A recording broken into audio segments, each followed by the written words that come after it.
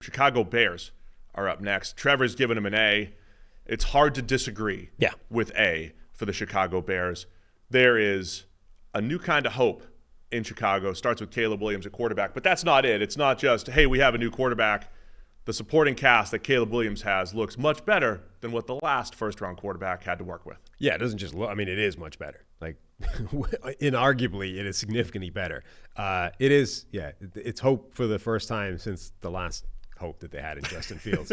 And then the last one before that in Mitchell Trubisky. And then – anyway. Yeah, it's – I mean, if we said Kirk Cousins is probably the single biggest quarterback upgrade that's been made this offseason, the only other one that you could argue is Caleb Williams, I think, who definitely has the potential to be better than Kirk Cousins. I don't think it's likely year one just because of the way, history tells you it's not likely that as a rookie he's better than Kirk Cousins. But we talk about this guy as having special within his range of outcomes. And, not just, the 99.9th percentile. Maybe there's something that could be there that exists for most of these guys, but special fairly firmly within his range of outcomes based off his college tape and his production and performance. So you've gotten this guy number one overall. And there is a difference between you got the number one overall pick, not Justin Fields, who was QB4, right, that year, and pick number 11 or whatever. There's a difference in that. However, even if Justin Fields previously was seen as maybe 1A in that draft class, it is fundamentally different to be picking the number one guy that everyone kind of agrees on.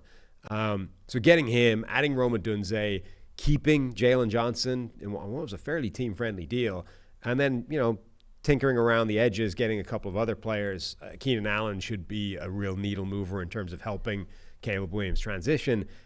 It's hard not to like what the Chicago Bears did this offseason. Yeah, one of the ways to my heart, Sam, is to sign a receiver like Keenan Allen, have a really nice 1-2 punch like DJ Moore and Keenan Allen going into the draft, and still drafting another wide receiver because Rome Odunze, probably the best player on the board at pick 9. So now you've got that trio.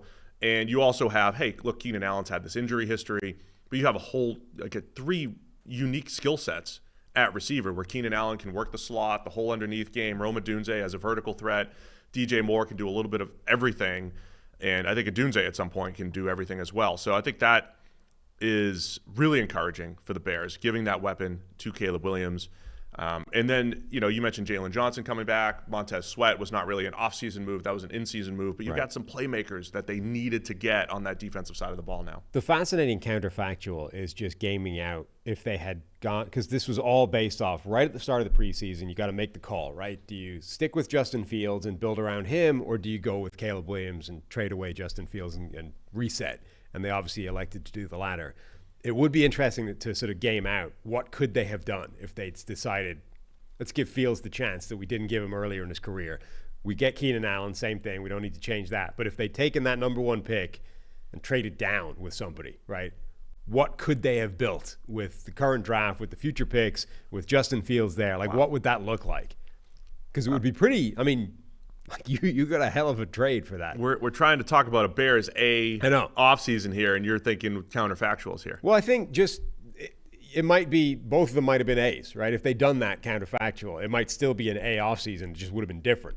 I think this is when you have the number one overall pick and a pick in the top 10 later on, and you're probably going to do well because the chances are you're upgrading in a significant way, some way. But either way, the Bears. Also played well down the stretch for Matt Eberflus, who comes back. That saved his job. He did. He saved his job. That is one of the things to keep an eye on. There's not a great history of the quarterback, the coach who is fighting for his job, and then they're going to pick a new quarterback. And this was Jeff Fisher with the Rams had 1 year of Jared Goff, and in Chicago, John Fox had 1 year of Mitch Trubisky. So there's not a great history of that. You could argue maybe Zach Taylor with the Bengals wasn't doing great until he had Joe Burrow, and that propelled Zach Taylor. So we'll see what happens with that whole dynamic. But they've decided to stay with Eberflus and see what they can do with Caleb Williams. But I think you got to be excited if you're a Bears fan. I'm mostly excited because I think the offensive line too, not as bad as it seemed. I don't think it's great, but it's not as bad as it seemed, and I think it's good enough to get the ball to those playmakers that they have there. Yep.